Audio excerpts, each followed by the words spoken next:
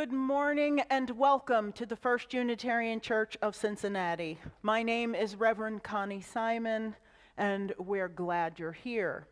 Our urban community welcomes all with love, supports learning and spiritual growth, serves our wider community, and works for justice, equity, and inclusion. If this is your first time here, welcome. If you are a longtime member or visitor, welcome back. At the end of our service, during the closing credits, we'll have a series of announcements of things that are going on in our community. If you hear about anything during the service today that you want to know more about, please send us an email at member-care@firstuu.com, and we'll be glad to give you more information.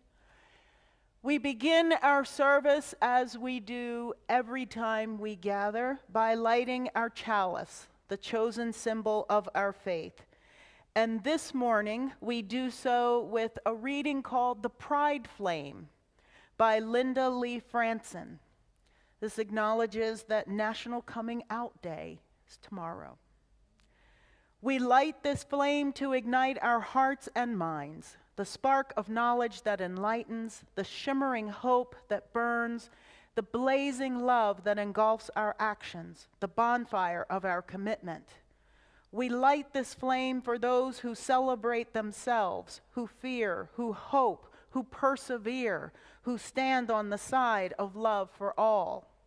We light this flame for those who have been ridiculed, that they may find peace. For those who have fought to marry, that they may celebrate. For those who live in uncertainty in the world, that they may have hope. We light this flame to renew our commitment that no one shall ever again suffer for the right to love. We light this flame to celebrate our kaleidoscope of diversity, working, loving, and living on the side of love.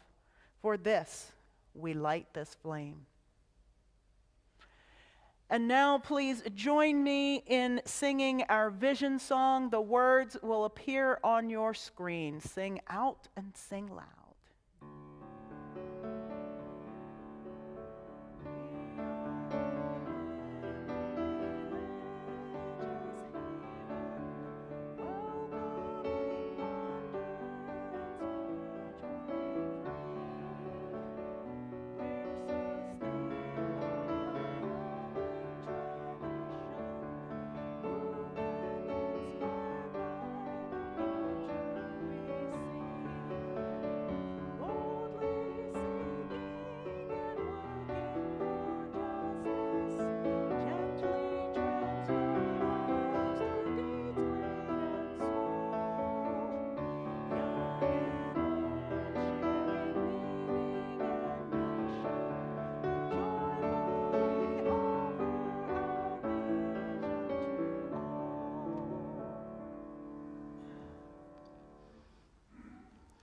Today is World Mental Health Day.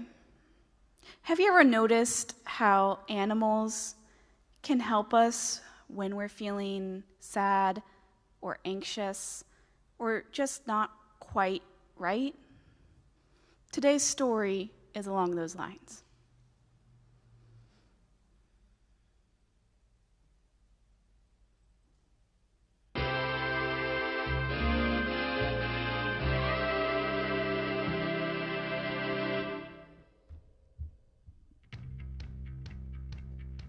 The Grumpy Pets by Christine A. Lombardi. Mom took Billy and Sarah to Perfect Pets one Saturday. Mom worried that Billy always seemed unhappy. She hoped that a special trip would give him a reason to smile. Who couldn't help but smile with so much cuteness everywhere? It seemed everyone was finding their perfect pets, especially Sarah. But Billy was not amused. He began to look around, but but every pet was just so happy.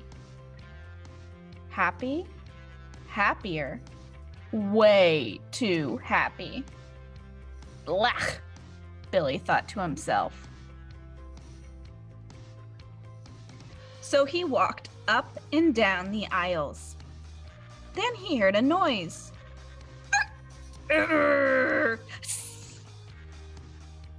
And there, in the back, were the grumpy pets. Row upon row of scruffy, grouchy faces. They were crabby, cranky, and moody. A little like Billy. Billy stared at one of the dogs, and the dog stared back. Billy made a face. So did the dog. Billy took a step closer. The dog did too. And then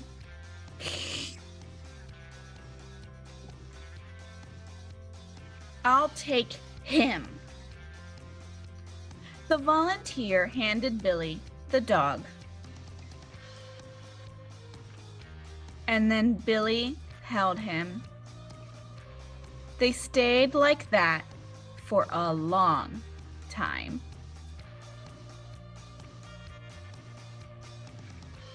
Everyone had found their perfect pet.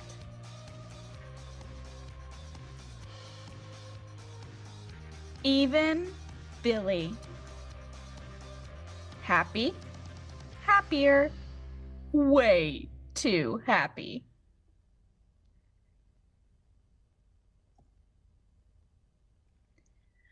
I wonder, what would your perfect pet be like?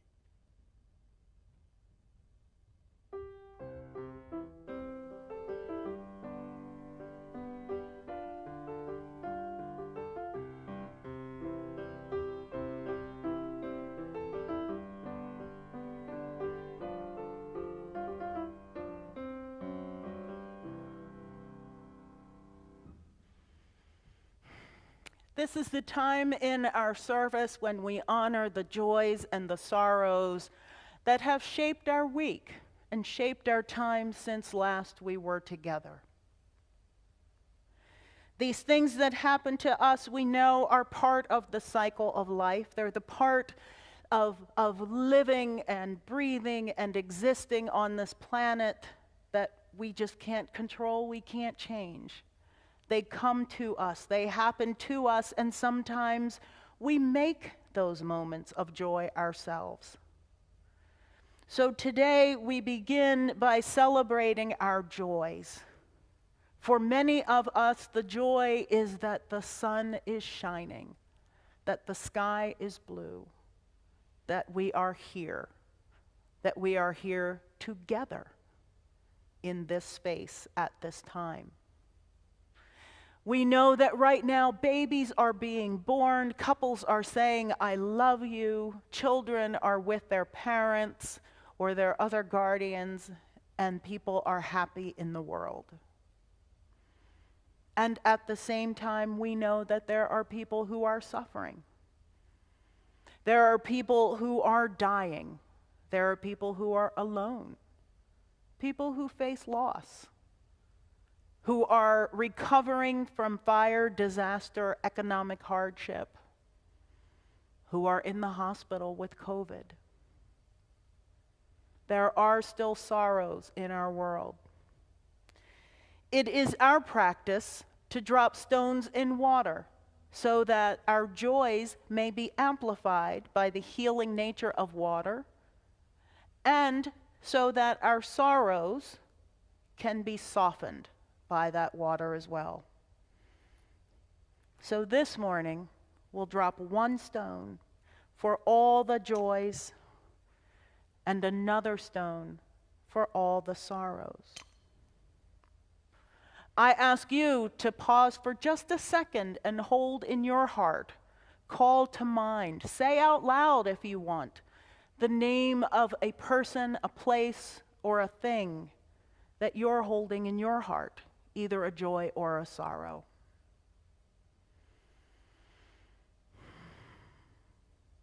We'll drop one more stone for those that you've named, whether you whispered them at your seat or whether you're holding them carefully in your hearts.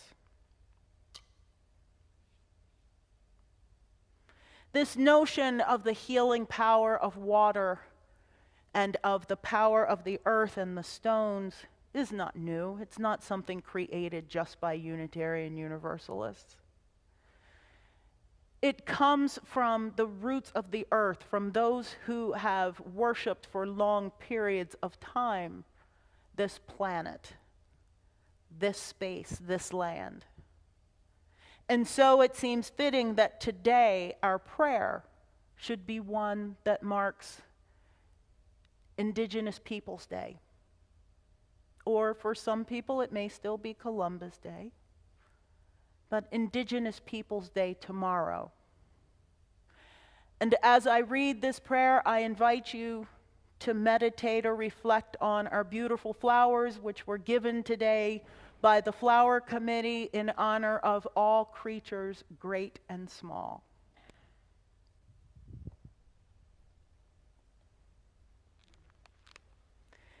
This is our home, but not just ours.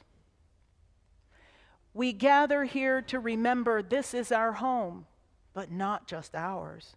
This land we live on, this water we drink, this air we breathe, these old mountains that hold us steady to our ground, these forests that give us their healing green, these flowers that give us their beauty and fragrance, these fields that give us our daily bread, these stars that show us our place, the wilderness and the tame backyards, all of it our home. We remember the ancestors who have lived on this land and who have shaped it. The Adena, the Hopewell, the Miami, the Shawnee, the settlers, the farmers, the hunters, the immigrants, the artists, the families, the explorers, the business people, the engineers, the builders, the scientists, the teachers, the workers, and the leaders. We inherit their choices. We honor the animals and the creatures that have made their home in this land, the ones here now and the ones that used to be here. We envision the future generations who will live on this land and let their voices fill our hearts.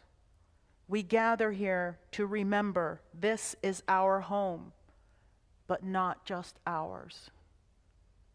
Please join me now in a moment of silent meditation, reflection, and prayer as we contemplate those words of Laura Bogle, after which we'll sing Spirit of Life. The words will appear on the screen.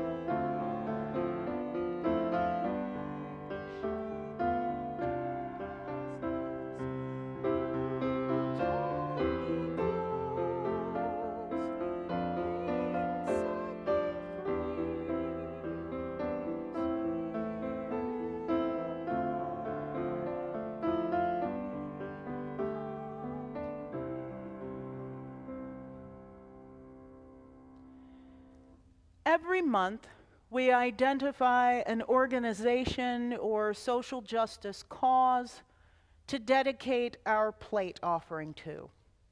This month, our designated Share the Plate goes to the Shiloh Avondale Food Pantry. First Unitarian Church has been involved with the Shiloh Pantry for a number of years, supporting its work to feed all, not just in Avondale, but from wherever they come. Anyone who needs food is not turned away. The pantry is also able to help people with resources for clothing and voting and other necessities that they need in their lives. We at First Church send many volunteers there who work tirelessly to help those in need, and we have supported the shelter for years financially as well. This year, more than ever, the pantry needs our help. There are more people suffering and hungry than ever before. The statistics are not going down, they're going up.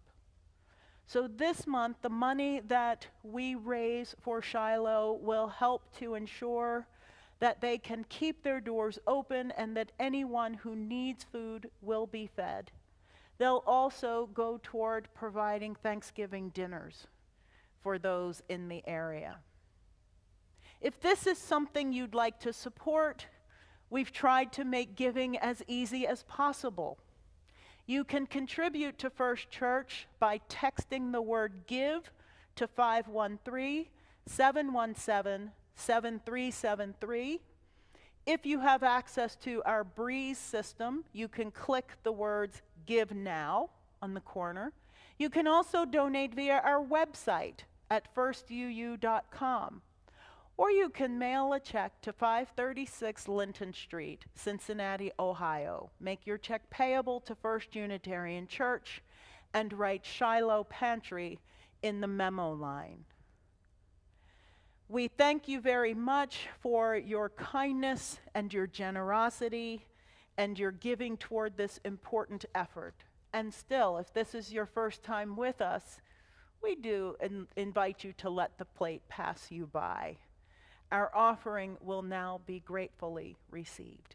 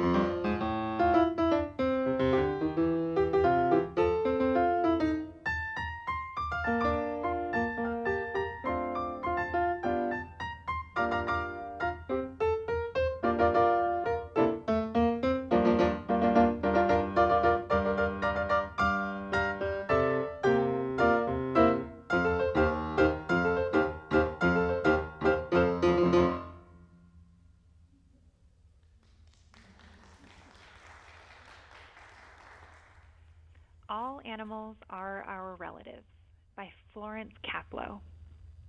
In honor of the animal realm, furred and hoofed, two-legged, four-legged, many-legged, fanged and clawed, gentle and fierce, wild and tame, may we remember that all animals are our relatives, worthy of our care and respect.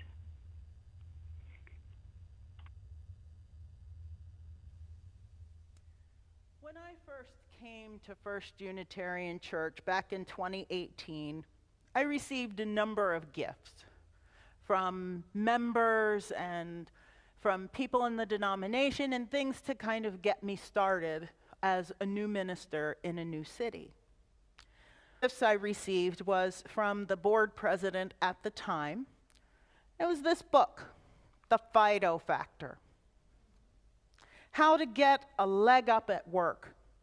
A must-read for anyone who is or wants to be a leader, by Chrissy and Dan Barr. This may seem like an unusual book to give a minister, but everyone here at First Church knew that Reverend Connie was going to get a dog. That was a known thing. And every week people would ask, do you have your dog yet? Do you have your dog yet? I'm like, not yet, not yet. I'm trying to get settled. It was a long process.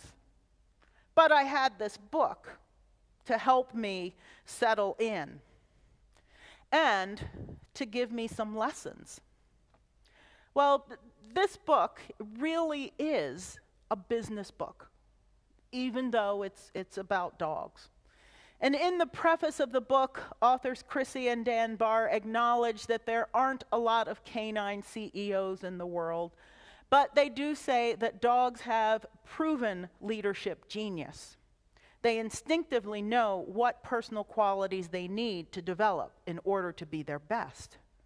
And after many years of painstaking research, which included thousands of hours of ear scratching, throwing tennis balls, and watching multiple seasons of dog shows on Animal Planet, we have found that the traits dogs embody can be boiled down into 4 themes: faithfulness, inspiration, determination, and observation. FIDO. F-I-D-O. So what does this mean? Well, faithfulness. Dogs earn the trust of their team and their pack, the people around them, by doing the right things and living up to their word. They are loving, they are trustworthy, and they are caring. Who can deny that? They embody the "I've got your tail" principle. They show and demonstrate that they'll do whatever we need. If I need my dog to sniff at something over in the corner, she's on it. They embody the wear it on your collar approach to feelings. They let you know exactly what's going on and encourage us as humans not to hide our feelings. They mush. They work together as a team. They know that 2 people cannot go in different directions and get the sled moving forward. They build relationships and special bonds with us that last forever. We'd be well served to do that in life. And they will protect you and love you even when you don't do what they want you to do. Even when they don't get their way. They don't leave you. Dogs stay with you. If they're like my dog, they may roll your eyes at you and sigh at you a little bit, but they still love you. They're inspirational. They move people to do the meaningful and the extraordinary.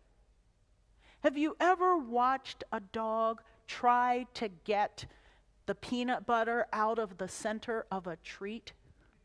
They work so hard. It makes it really difficult for any one of us to say, I can't work out today. I can't do that hard work today. I can't do that thing I didn't want to do, because your dog is going to get up and keep working to get that peanut butter no matter what. That's motivational.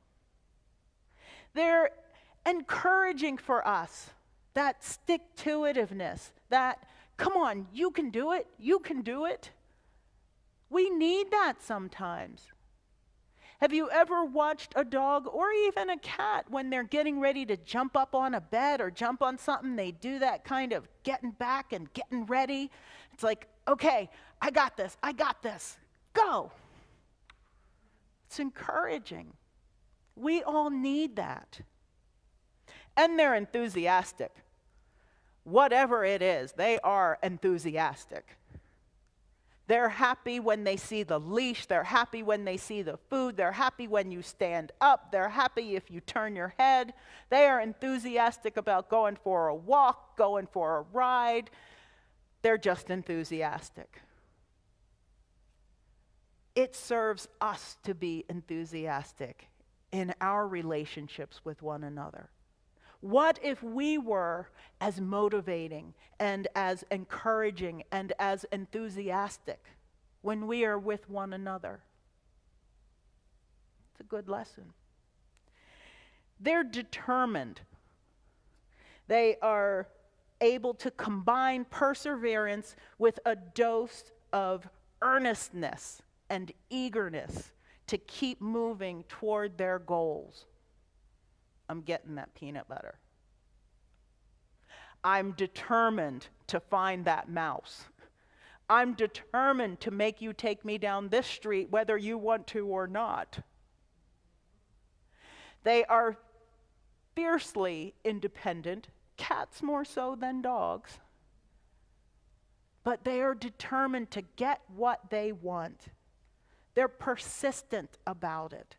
And they're disciplined in a way that we often aren't. My dog will struggle for hours to take a knot out of her favorite toy, which is just a piece of clothesline. She's focused on it, and she's accountable for the things she's done. When she gets a knot out, she comes to me and throws it at me like, "Look what I did! Isn't this great?" Sometimes I come upon something she's done and say, "Look what you've done." But that's okay. She hangs her head appropriately and knows that I'm accountable for this thing I've done. And dogs are observant. These are good qualities for us as people, where they are committed to taking in as much information as possible to make the best decisions. They look around and I swear they're plotting in their minds, how am I going to do this? How am I going to sneak over here and get this without her seeing me? They don't miss anything. Oh, you moved your hand toward the treat jar? I think I'm getting a treat. Let me get ready. They don't miss a beat. They are aware of what's happening around them. They learn, they study our routines. They know when we've overslept for work. They know when we haven't had our coffee and they should leave us alone. They know these things. And they're curious. They're curious. They're always wanting to explore. I have no idea what some of the imaginary things are that they are exploring outside, and perhaps I don't want to know. But they are definitely curious. What if we were as curious as our furry friends? What if we sought as much information? If we sat back and watched and listened instead of jumping in with our own opinions? Wouldn't that be amazing? There are lots of things that we can learn from dogs. There are lots of things to learn about business from the FIDO principle. Lots of things in it about leadership and organizational development. Yes, it's cute, it's funny, it's got nice little illustrations and cute analogies. But I think that if we set aside our human privilege for just a minute, we'd see just how much animals can teach us, just how much we can learn from them. Dogs and cats and lizards and guinea pigs and all those little furry, feathery, scaly babies. I'm not going to play favorites as to what people's pets are, But I did admit that I wanted to find out which came first as pets, dogs or cats.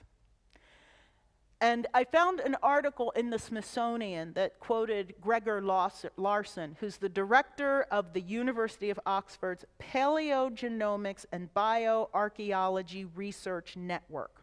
That's his title.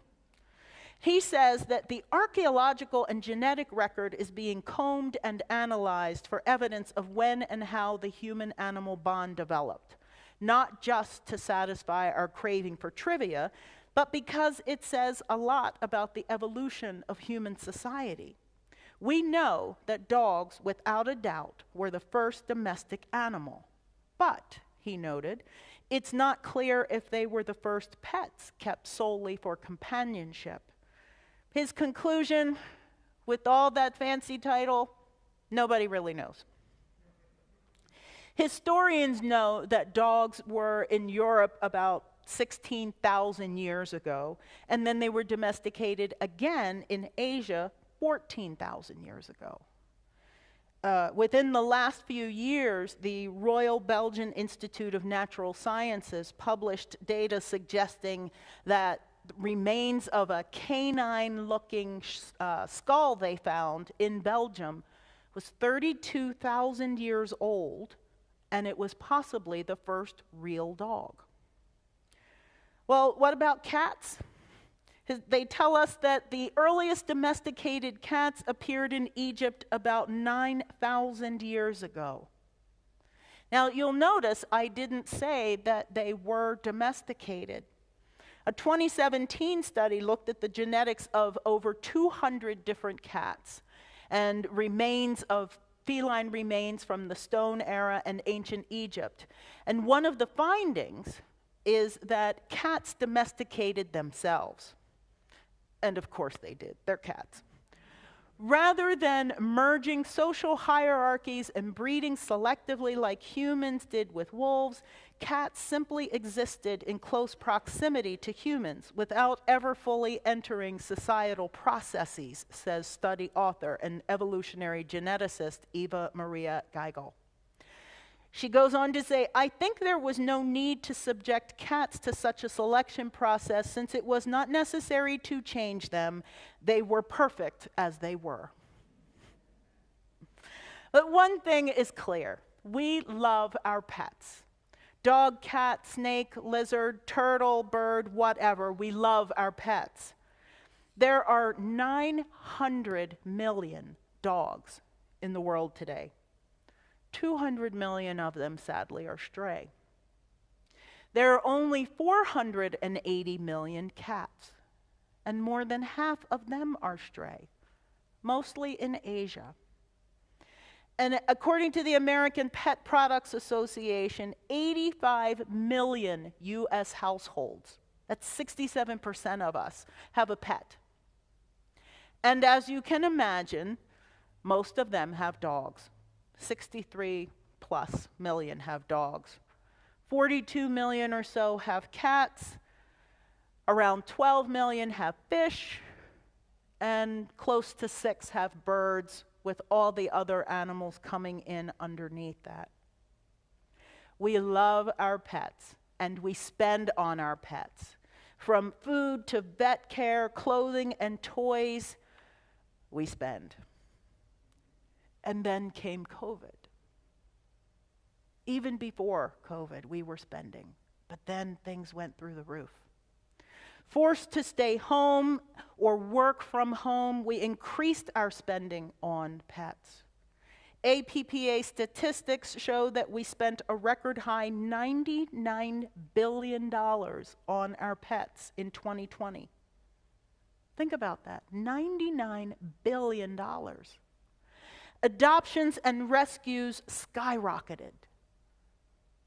I finally got my dog during the pandemic, and I missed out on 4 others before I got Ridley. And I think it was supposed to be that way. But by the time I saw the picture online and clicked to respond, the dog was already gone. Adoptions more than tripled in many places. The shelters were emptied. which is a lovely thing. While we were at home, it was really, really easy to let your fingers do the walking and start buying cute things for our dogs. Even just buying food, because it's not like you could just run out to PetSmart while things were closed and we were quarantined. Online pet food sales jumped 77% just in the month of March 2020. Not only are we buying more for our own pets, we're buying gifts for pets. The average person, according to this study, spends $90 on pet gifts in a year. Gifts. And we don't see this decreasing anytime soon. Those who adopted during the pandemic aren't going to return their animals as soon as all this is over. And as more companies and organizations shift to remote and flexible work schedules, I think more people will be able to have pets at home. Now, some of this information, I have to tell you, was really hard for me to handle. I was amused by a lot of it, by the statistics, by the profit and the purchasing and the gifts and the spending. Pet-related companies are enjoying major profits at a time when many are struggling financially. Petco, in 2020, reported sales of $4 billion. That's up 10% from the year before. And after being privately held, Petco went public again in January 2021 under the ticker symbol WOOF, of course. And they earned $816 million in proceeds from their IPO after costs. Capitalism is alive and well. And still, we are adopting these animals, we're bringing them into our homes because they are helping us. They are giving us comfort in a time when it's hard to find comfort otherwise. It's a proven fact that animal companionship reduces our blood pressure, lowers our stress, helps us deal with feelings of isolation and loneliness, can increase our activity, our physical activity, because you have to walk the dog. We play with the cat. They keep us away from social media or lounging in front of the television because they want attention. They want to be played with. They're good for our children. They give the kids something else to focus on besides the fact that I can't go out and play with my friends. My game is canceled. This event is canceled. It's possible to have play dates with animals outside, in parks. This has been particularly helpful for seniors and those who live at home, alone, who may be isolated. Having a companion is priceless as we go through this. So I thought about what lessons we're learning here from our animals. And I think it's a reminder that we are all in this together. Our pets, our friends, everyone, and that we can help one another. And I've got a couple of stories of people who've adopted animals and how they've helped them that I want to share with you. The first is from a Los Angeles lawyer named Carrie Malone. She's looking back on the time she spent trying to adopt a rescue dog in 2020. It took her a while to get a dog because, like me, every place she went to, the dogs were gone. And she was really anxious to get a dog because she'd lost her dog during COVID, and then she got COVID herself. So she was really struggling. She adopted a little white dog, had little white fur. She named it Fauci. She said, because he has a white coat and he was abandoned during COVID. He helped me. In the end, I've got antibodies and a dog named Fauci. It doesn't get any better than that. Another woman writes about how she lost her Westie named Oscar. He passed away in September. And this owner, Caitlin McCarthy, who's a teacher in the Worcester Public School District, said, I can't go without a dog. Not with everything that's happening here. She said, the pandemic has been a very isolating situation. I was grateful to have time with Oscar because his health had started to fail right when the school shut down. So I was able to be with him. But after he passed away, I noticed that not having him in the house was lonely. I really missed having a dog. He was a member of the family. So she immediately sent a message to the Northern New England Westie Rescue. And she said, within a week, she was meeting a volunteer in the parking lot of an Olive Garden to pick up Finbar, a 10-year-old Westie who'd been rescued from a puppy mill. She knew as soon as she saw him that he was the dog for me. I went to pick him up, and there he was. I was so excited, but as soon as I picked him up, he licked me right on the cheek. It's like he knew, like he was saying, you're going to be my girl, aren't you? And the answer was yes. These animals have suffered, in many cases, some of the most horrific circumstances. They've been abandoned, perhaps by owners who could no longer afford to take care of them, or owners who've passed away, or people who've lost their jobs and their homes.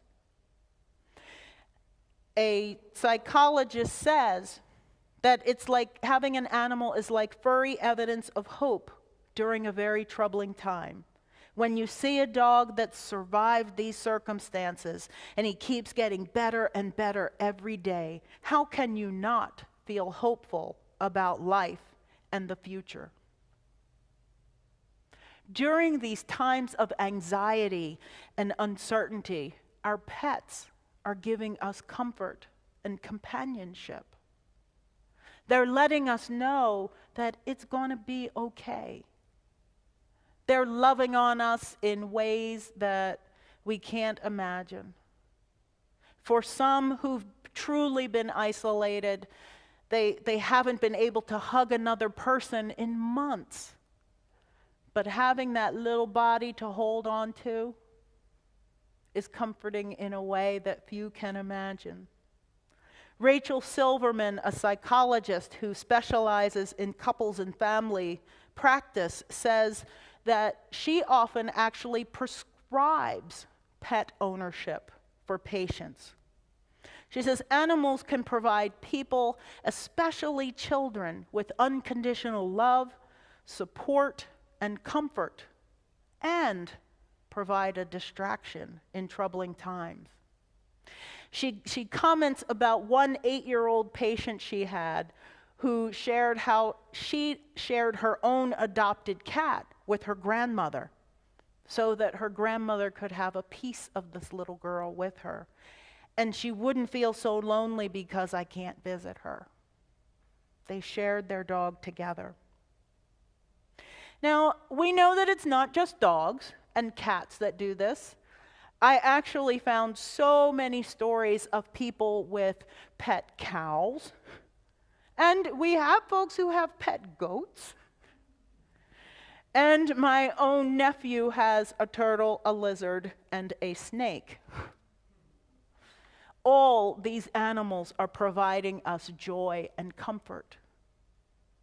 And in some instances, they're saving our lives. There was a project that was launched back in 2016, I think it was definitely before the pandemic, where authors were asked to share their stories of what adopting an animal meant for them.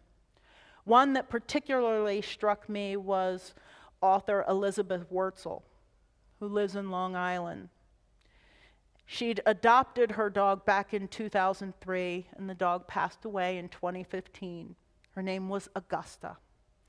But reflecting back on Augusta, she said, I used to say to her, no matter how much you think I love you more, so much more. She says, my dog changed me. I rescued my dog Augusta, but she really rescued me. She was 2 months old when I brought her home, and she needed me the way blood needs veins. She was wild. She was impossible. I am impossible. Augusta rescued me. Before I met her, I did not know I could love that much. I didn't know that I could love at all. These stories are amazing and heartbreaking and heart-filling and motivating and encouraging and inspirational. They prompt us to renew our sense of loyalty and curiosity, our teamwork, our sense of mush, and all moving forward together. So it's only appropriate that every year we honor our animals. It seems only fitting that there is a blessing of the animals. Now, someone asked me, we did this the first time with me as your minister, I guess in 2019, and someone said, did you make that up? And I said, no, I really didn't. The blessing of the animals is a long-standing Christian tradition, where, especially in Catholic faith, where we give thanks for the creation of animals.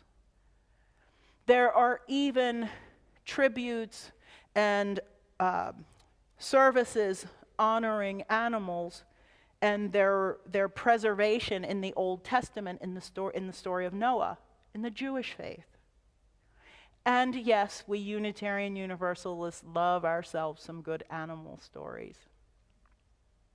So today, I decided that we would bless all of our animals, that we would take a look at our fur babies and our feather babies and our scaly babies. I invited you all to send in photographs of your animals so that we could share them together and bless them all together. So let's look at our friends now.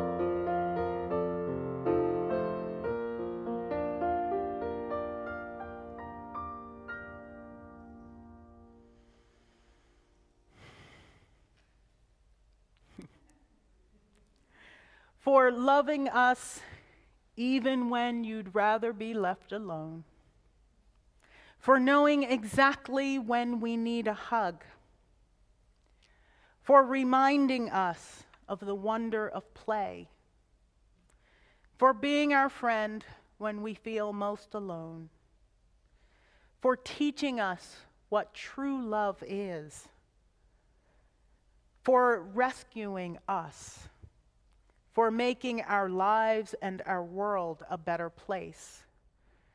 We bless all the animals, and we thank them.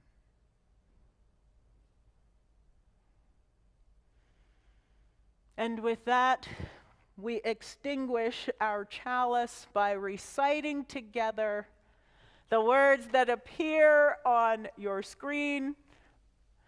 We extinguish this flame, but not the light of truth, the warmth of community, or the fire of commitment.